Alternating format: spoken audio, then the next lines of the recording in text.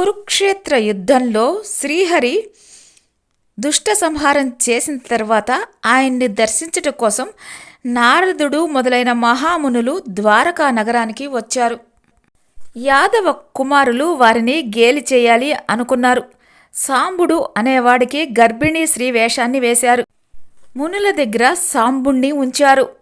దీనికి పుట్టేవాడు మగవాడా ఆడపిల్ల అని అడిగారు. మునులు దానికి తీవ్రంగా మండిపడి వీడి కడుపున యాదవ నాశనం చేసే ముసలం పుడుతుంది అని శపించారు. అలాగే వాడికి ఒక రోకలి పుట్టింది. వారందరూ భయపడి శ్రీకృష్ణుడి వద్దకు వెళ్ళి రోకలిని చూపించారు. శ్రీకృష్ణుడు ఆ రోకలిని సన్నగా పొడి చేసి సముద్రంలో కలపమని సలహా ఇచ్చారు. వారందరూ రోకలిని అరగదీసి సముద్రంలో కలిపారు. ఆ పొడంతా సముద్రపు దగ్గర ఉన్న గడ్డికి అంటుకొని ఉంది. ఆ రోకలిని అరగదీయటంలో ఒక చిన్న ముక్క మిగిలింది. దానిని సముద్రంలో కలిపారు. ఆ ముక్కను ఒక కిరాతకుడు తీసుకొని తన అలుగుకి తగిలించుకొని తిరుగుతున్నాడు. ఇతడే పూర్వజన్మలో వాలి. యాదవులు ఒక పర్వదినాన సముద్ర స్నానానికై వచ్చారు. స్నానం చేసి ఆ సంబరంలో సురాపానం చేశారు.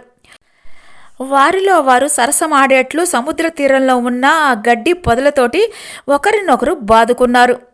శాపవశాన వారందరూ మరణాన్ని పొందారు. శ్రీకృష్ణుడు ద్వారకను వదిలిపెట్టాడు. అరణ్యాలకు వెళ్ళాడు. యుద్ధమునితోటి మాట్లాడుతూ ఒక కాలిని ఇంకొక కాలి మోకాలపై పెట్టాడు. ఊపుతూ ఉన్నాడు. ఆ కదలికను చూసి లేడి కన్నులుగా భావించాడు ఆ కిరాతకుడు బాణంతోటి కొట్టాడు. వెంటనే ఆ బాణపు దెబ్బతోటి శ్రీకృష్ణుడు తన అవతారాన్ని వదిలి వైకుంఠానికి చేరాడు. అప్పుడే బలరాముని శరీరం నుంచి కూడా మహాసర్పం వచ్చి అతని తేజం శేషునిలో కలిసిపోయింది. శ్రీకృష్ణుడి నిర్యాణంతోటి ద్వాపరయుగం అంతరించింది. కలి ప్రవేశించాడు. ఇదే కలియుగ ఆరంభం.